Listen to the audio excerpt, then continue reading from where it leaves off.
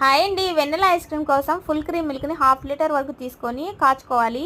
కొద్దిగా పాలను అనేది సపరేట్ చేసి పక్కన తీసుకొని ఇందులోకి 2 టేబుల్ స్పూన్ల వరకు కార్న్‌ఫ్లోర్‌ని తీసుకొని బాగా మిక్స్ చేసి పక్కన ఉంచుకోవాలి. ఈ లోపల పాలు అనేది బాగా కాగుతూ ఉన్నాయి. ఇలా కాగుతున్న ఈ పాలలో 4 టేబుల్ స్పూన్ల వరకు పంచదారను వేసుకొని కలుపుతూ ఉండాలి. ఈ విధంగా పాలు అనేది బాగా మరిగిన తర్వాత ముందుగా కలిపి ఉంచుకున్న కార్న్‌ఫ్లోర్ పాలు ఉన్నాయి కదా, ఆ పాలు అనేది కాగుతున్న పాలలో వేస్తూ కలుపుతూ ఉండాలి. ఇలా కలుపుతూ ఉన్నట్లయితే పాలు అనేది మెల్లమెల్లగా దగ్గర పడడం స్టార్ట్ అవుతుంది. ఈ విధంగా చిక్కబడ్డ తర్వాత పాలను చల్లార్చుకోవాలి.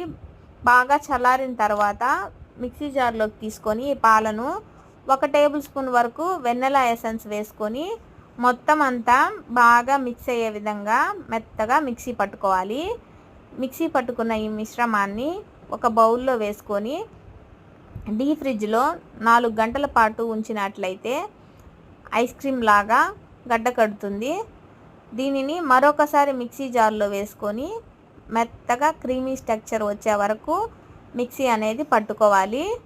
ఈ విధంగా మిక్సీ పట్టుకున్న దానిని బౌల్లో వేసుకొని ఓవర్ నైట్ కానీ 8 అవర్స్ పాటు కానీ డీప్ ఫ్రిడ్జ్లో ఉంచినట్లయితే మనకి వెన్నెలా ఐస్ క్రీమ్ అనేది టేస్టీగా రెడీ అవుతుంది.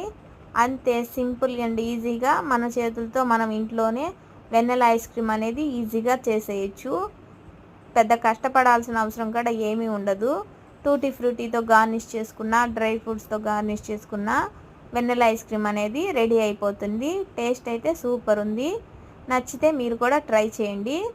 Please like and subscribe our channel.